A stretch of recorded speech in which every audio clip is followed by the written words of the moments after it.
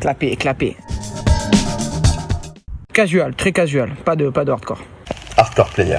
Moi j'ai inventé un concept, c'est le hardcore casu player. C'est le casu player qui veut absolument jouer comme un hardcore player mais qui n'a pas le niveau. Casu player, Animal Crossing, Mario Kart. LAN c'est beaucoup plus amusant, franchement, quand on se retrouve à plusieurs au même endroit, assis sur le même canapé pour faire un Mario Party ou un Smash, c'est plus amusant. Online, on est plus tranquille, il y a moins de monde. Et ouais. LAN, tous les jours. J'ai toujours joué online, mais LAN pour les soirées canapé entre amis. Ligue ouverte. Je dirais franchise, c'est quand même plus en lien avec le vrai esprit e-sport. Ligue ouverte, le sportif avant tout, j'aime pas l'argent. Ligue ouverte, j'aime quand même les belles histoires, les petits poussés qui sortent de nulle part, donc Ligue ouverte. Ligue ouverte. Fan de foot, donc forcément ligue ouverte. Mais la franchise permettra d'aller plus vite, je pense. Donc respect pour les franchises aussi, le modèle américain qui est toujours plus fort. Franchise, parce que t'as généralement plus de moyens derrière, t'as plus de firepower et puis pareil, t'as plus de résultats. Console, PS4 bien sûr dans le cœur. PC, pour la symbiose homme-machine, elle est bien plus efficace. La fusion avec le jeu est plus prononcée sur PC que sur console. Console parce que console depuis toujours, même si beaucoup de respect pour les joueurs PC qui ont poussé bien plus loin l'univers du jeu vidéo, je pense. PC, 100%.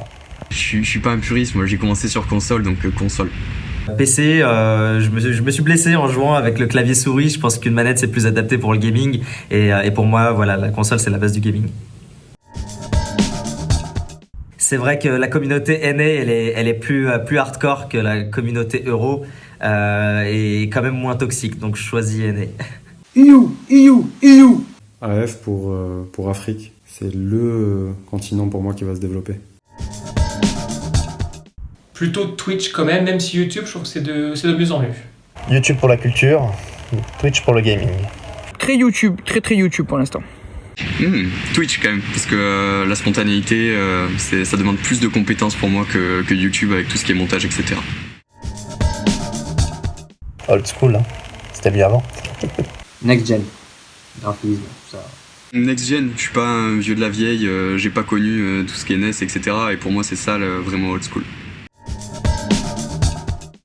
Il y a de la place pour tout le monde, je pense, e-sport tout court. E-sportainment. Compliqué les questions les gars, la prononciation c'est pas évident. Hein. Je dirais e-sportainment. Ce serait intéressant pour l'e-sport de s'élargir à toutes ces possibilités. E-sport puriste, j'aime les petites LAN entre nous. E-sportainment, c'est vrai que je suis pas du tout dans le côté puriste, je suis dans le côté plus ouvert, plus démocratique. E-sport maintenant, c'est plus encadré et probablement qu'on aura moins de jeunes qui vont souffrir d'isolement ou qui souffriront sur l'après-jeu. Je dirais l'e-sport du futur.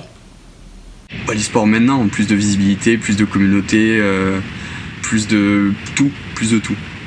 Avec la nouvelle sortie de l'application Bet on You, les gars, l'e-sport c'est maintenant et c'est sur Bet on You. L'e-sport d'après.